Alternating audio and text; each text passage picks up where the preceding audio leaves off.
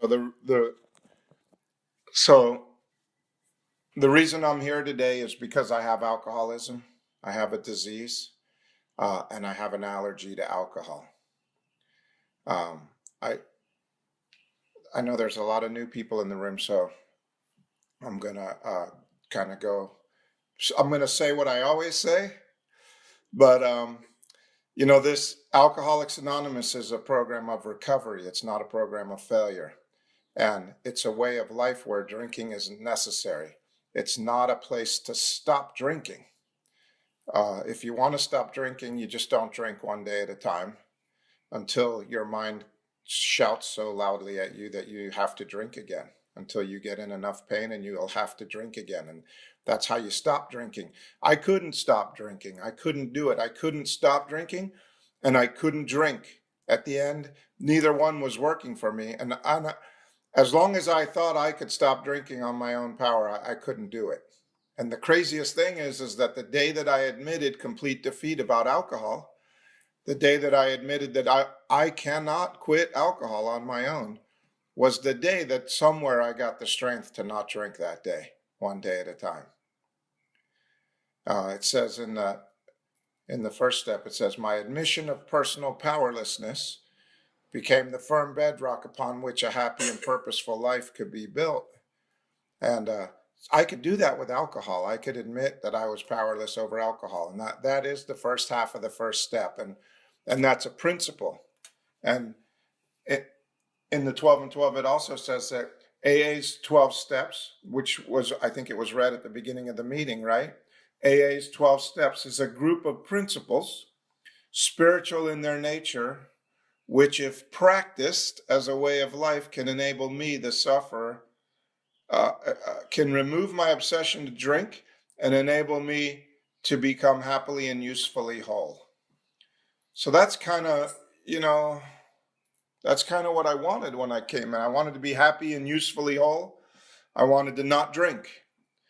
And so I came to AA and I didn't drink. They taught me how to not drink. If you don't want to drink today, you just don't pick up the first drink. Because of the allergy that my body has to alcohol, if I pick up the first drink, I am going to have a very rough time because the allergy insists that I continue drinking.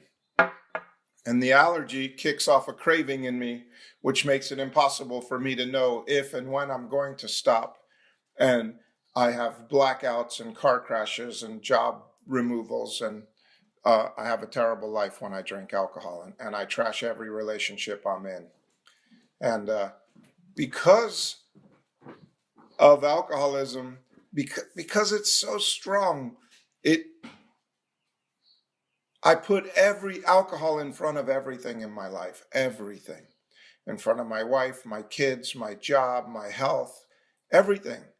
Once I take a sip of alcohol, the only thing that matters is alcohol, drinking. And so that's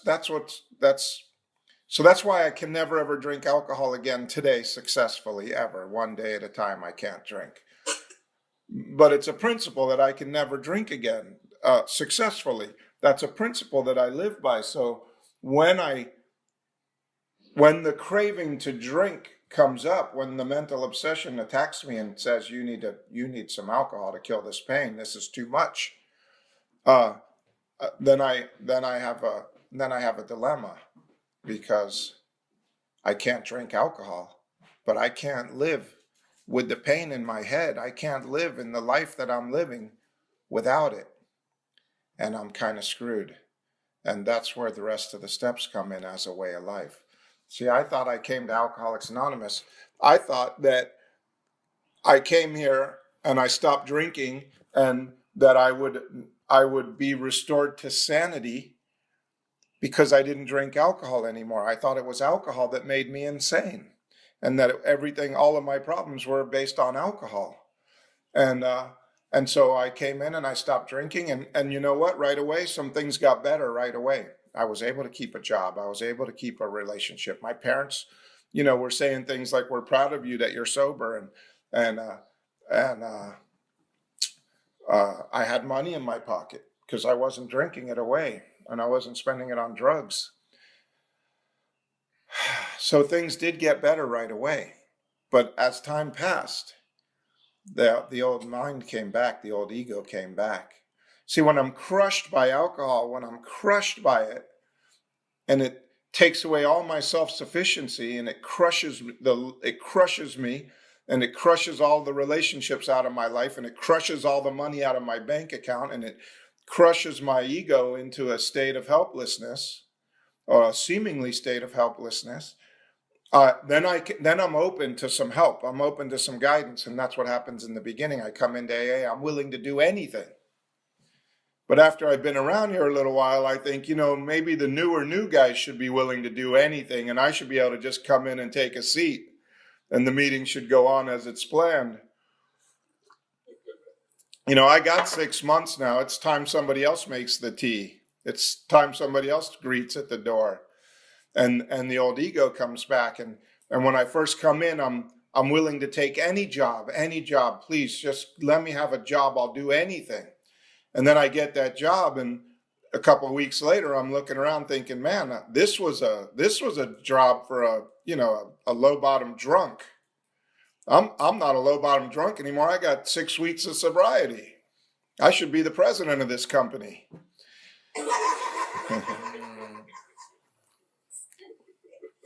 And so something happens, and the ego comes back as when the pain of the last drunk wears off, the ego comes back and it starts talking to me, and it talks to me with authority. And I don't know this, but it becomes the power for my life. Whatever my ego says, I do. If my ego says quit that job, I quit the job. And then the day after I quit the job, I look back, I go, wait a minute, I don't have another job. Why did I quit that job? And I just do whatever my ego says. It says go 90 miles an hour on the freeway. I go 90 miles an hour because it said so. I don't even ask a question. I'm like, why? Are we in a hurry? I'm not even going anywhere. Why do I have to go 90? It says just shut up and drive. Do what I said. And I'm going 90. And I'm getting a ticket, and I don't even have the money to pay for it because I just quit my job because it said to do that. And now I'm getting a ticket that I can't afford because I don't have a job from my ego that told me I should do that. And then the minute the cop finishes writing me the ticket, that same voice, the same exact voice says, oh, you are such an idiot. Look at you. You quit your job, and now you got a ticket, and you can't pay for it. Why do you drive so fast? There's something wrong with me, and it's not alcohol.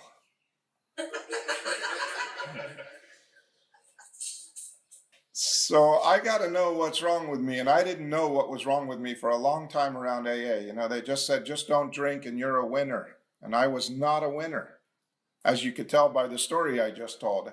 That was my life.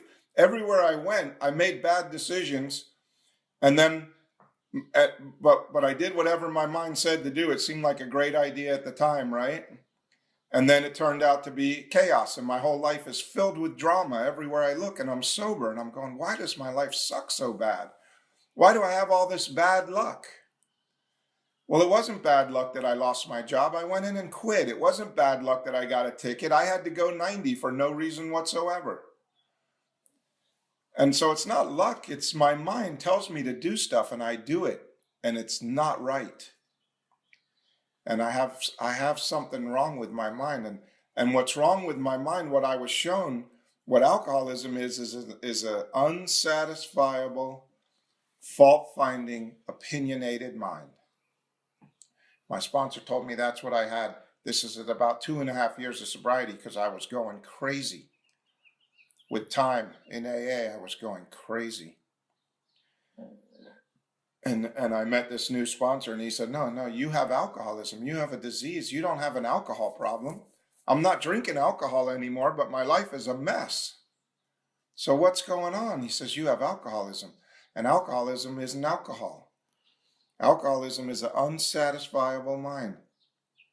Everything I look at, I'm unsatisfied.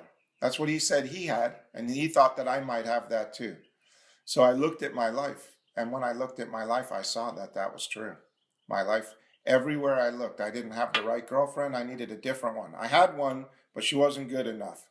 I had a place to live. It was a decent place to live, but it wasn't good enough for me. I should have had a better place. And I had a job. The job paid all my bills, but that wasn't good enough for me. I needed more. And everywhere in my life I looked, I was unsatisfied. I thought that being unsatisfied was a good trait. I thought that being unsatisfied was the thing that drove me to get off the couch. Except for that, when you take the unsatisfiable mind and you put it with a fault-finding mind and you're finding fault with everything and everyone in your life, it's hard to get off the couch because what's the point? Everything sucks anyway.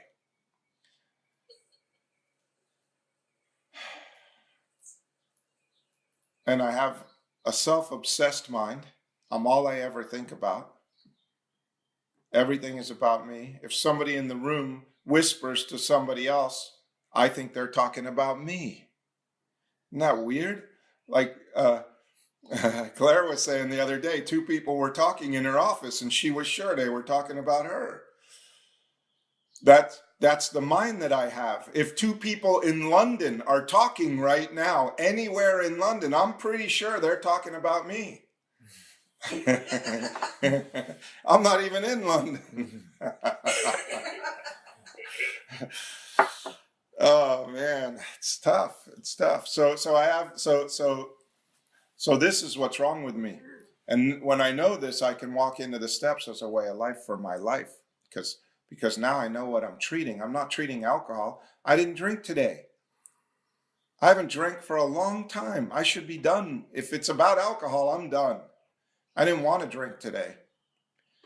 But I certainly do have some obsessions. I'd like to have a bigger house. I'd like to have a different, younger, richer wife. I would like to have a job that paid me a lot of money where I got to be the boss of everyone.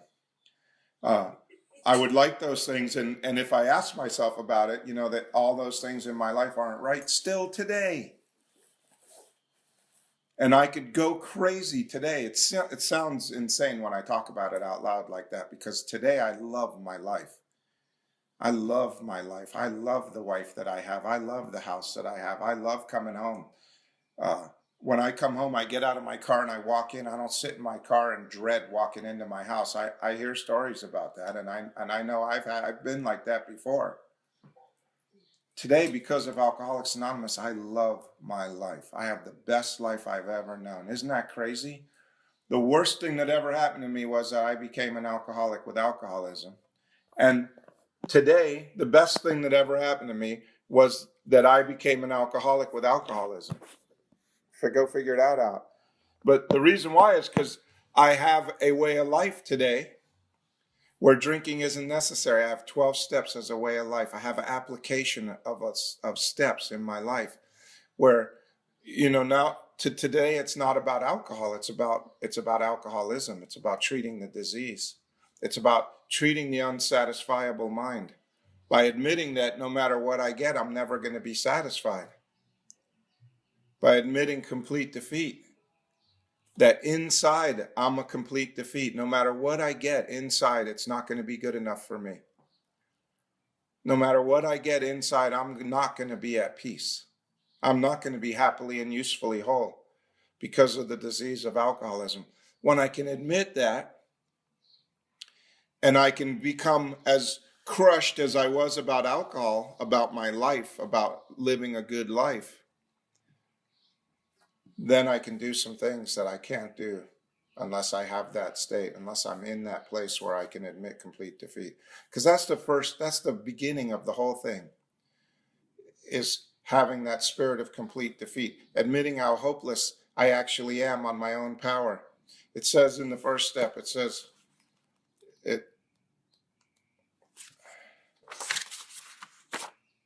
oh shoot, give me 1 second.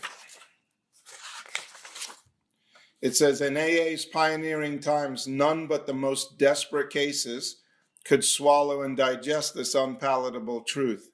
The truth is that I have a disease that's not alcohol. Alcohol is the treatment.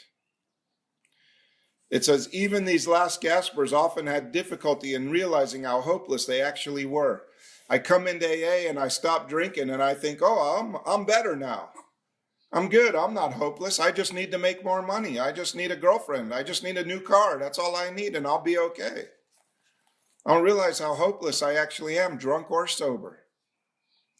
And then it says, but a few did. A few actually realized how hopeless they were.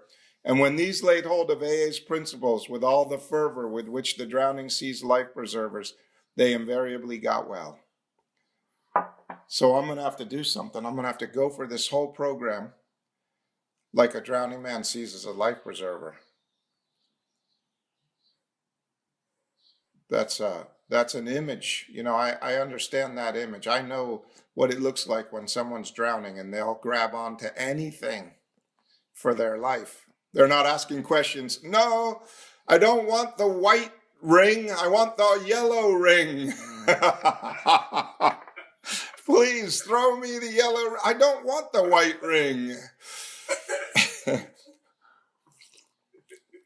It doesn't work like that when you're drowning, and it doesn't work like that in AA. There's no room for, you can argue all you want. There's only two treatments for alcoholism. One is alcohol, and if you're sitting in this room, I have a pretty good idea that the alcohol side has stopped working. The other one is the AA way of life. The AA way of life. 12 steps as a way of life. So if I can admit how hopeless I actually am, and I get to a place where it says, I stand ready to do anything which will lift my merciless obsessions. I stand ready to do anything which will take away these obsessions. At first it's alcohol, and when I become ready to do anything, I ask a power that I know nothing about because I'm new to AA, and it's not the power that you're going to learn in the church or the temple or the mosque or wherever you go.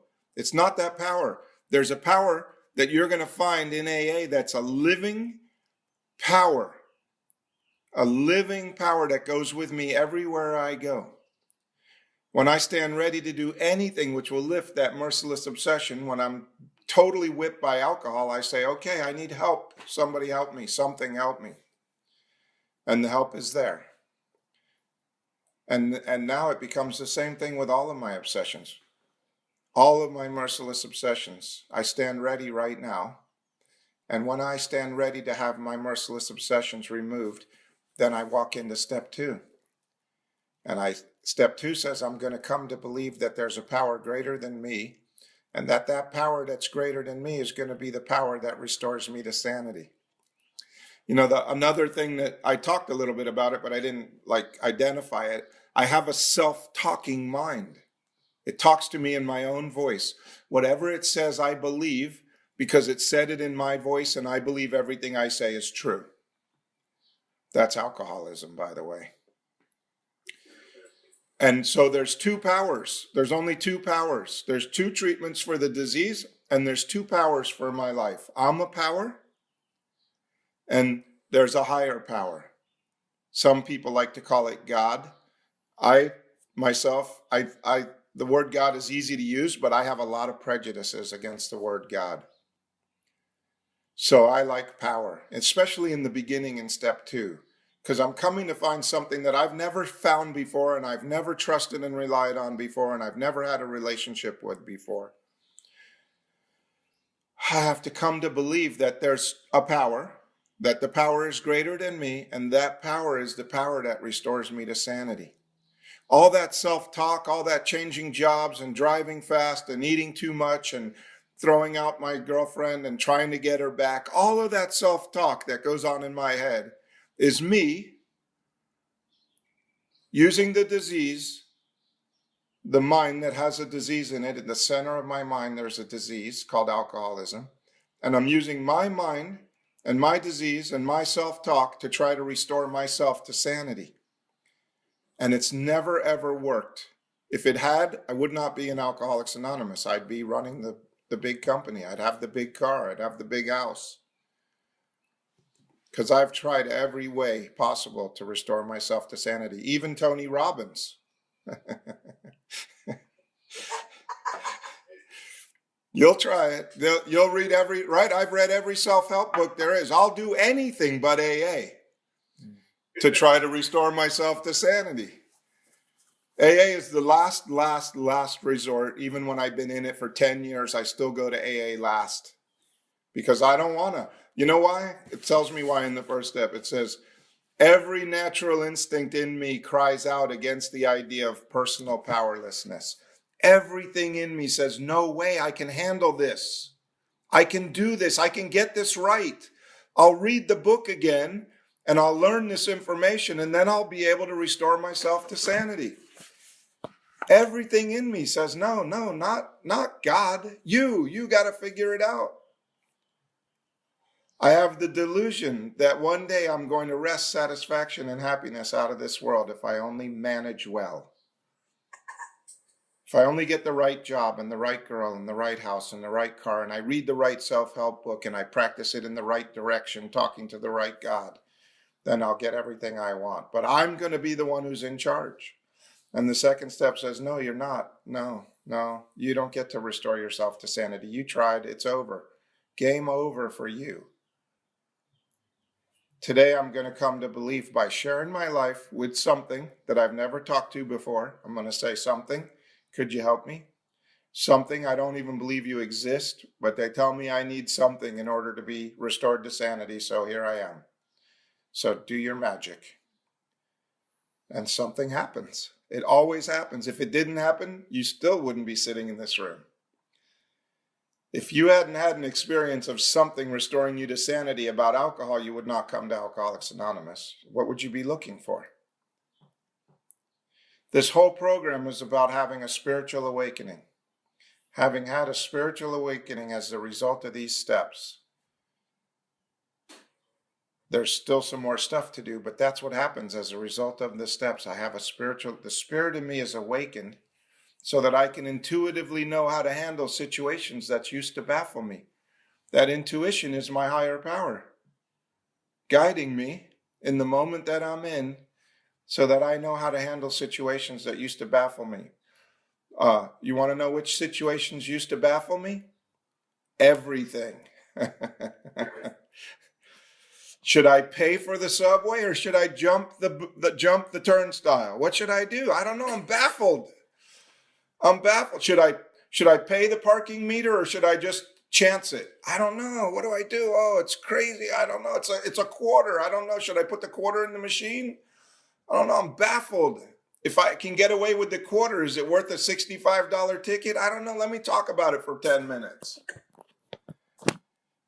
There's something wrong with me. I have a disease. It needs a treatment. It's not alcohol. It's alcoholism. And if I do this way of life, I get the best life I've ever had. And I'm so grateful that I get to carry the message. You know, the 12th step says, having had a spiritual awakening as a result of these steps, I try to carry the message to alcoholics. So I'm here trying to carry a message.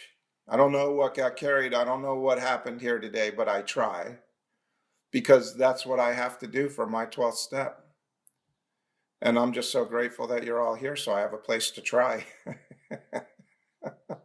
So thank you for letting me share.